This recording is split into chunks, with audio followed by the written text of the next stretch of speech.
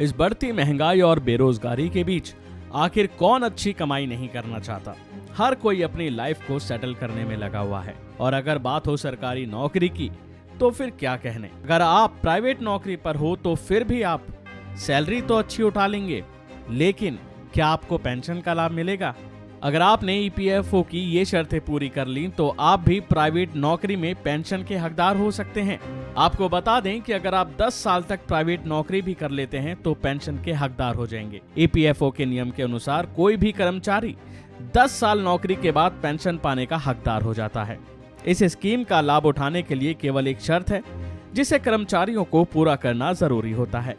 EPFO के नियमों के मुताबिक लगातार 10 साल तक जॉब करने के बाद कर्मचारी पेंशन का हकदार हो जाता है। इसमें शर्त केवल यही है कि जॉब का टेन्योर 10 साल पूरा होना चाहिए। 9 साल 6 महीने की सर्विस को भी 10 साल के बराबर ही गिना जाता है, लेकिन अगर नौकरी का वक्त 9.5 साल से कम है तो फिर उसे 9 साल ही गिना जाएगा। ऐसे हालातों में कर्मचारी पेंशन अकाउंट में जमा राशि को रिटायरमेंट की उम्र से पहले भी निकाल सकते हैं, क्योंकि वे पेंशन के हकदार नहीं होते। ईपीएफओ के नियम के अनुसार जॉब में गैप के बावजूद सभी नौकरी को जोड़कर 10 साल का टेन्योर पूरा किया जा सकता है, लेकिन शर्त है कि हर नौकरी में कर्मचारी अपना यूएन नंबर ना बदले, पुराना यूएन नंबर ही जारी रखे। यानी कुल 10 साल का टेन्योर सिंगल यूएन पर पूरा होना चाहिए, क्योंकि अगर आप नौकरी बदलते हैं और नौकरी बदलने के बाद भी यूएन एक ही रहता है तो पीएफ खाते में जमा पूरा पैसा उसी यूएन में दिखेगा।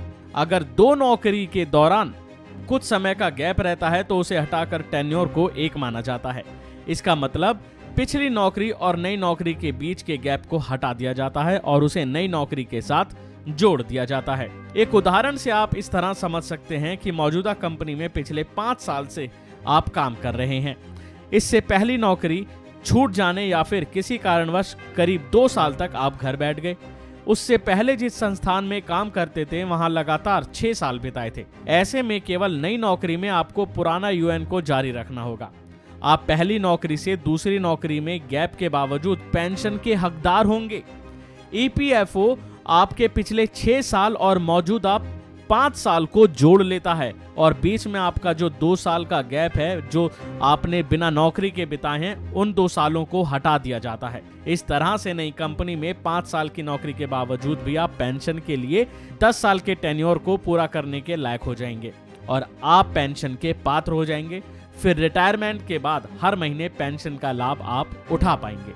अभी के लिए फिलहाल इतना ही। खबरों में बने रहने के लिए देखते रहिए वन इंडिया हिंदी।